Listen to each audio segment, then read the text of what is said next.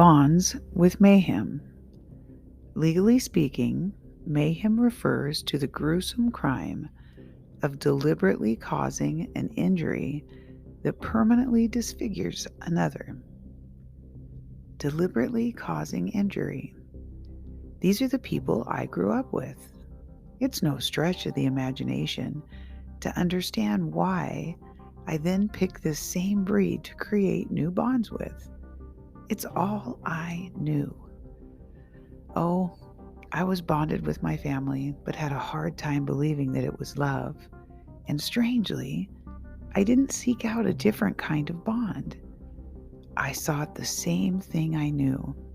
Why was that? Seems I'd run to anything that looked and felt different. But I didn't.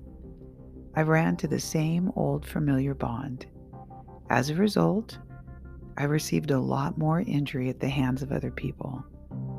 In The Body Keeps the Score, they chat about this dichotomy a lot. In the chapter, Putting the Pieces Together, Self-Leadership, it is explained in some detail. They use a metaphor for the abused person called the Internal Family Systems Therapy, IFS. These separate internal parts that help the abused person survive. The IFS model helped me realize that dissociation occurs on a continuum. In trauma, the self system breaks down, and parts of the self become polarized and go to war with one another. Self-loathing coexists and fights with grandiosity, loving care with hatred, numbing and passivity with rage and aggression. These extreme parts bear the burden of the trauma. Each split-off parts holds different memories, beliefs, and physical sensations.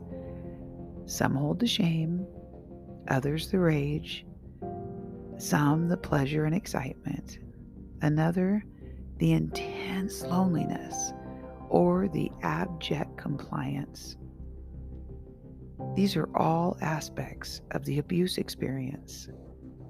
The critical insight is that all of these parts have a function: to protect the self from feeling the full terror of annihilation. That's in the book, The Body Keeps the Score, page 281 to 282. It's all so very complicated. The very self-leadership I needed leaving my parents' home was somewhere lost deep inside of me, buried under my survivor skills and protecting myself from the full terror of being annihilated. That terror was a very real threat. I don't live with that terror today, and my self-leadership is back in the driver's seat.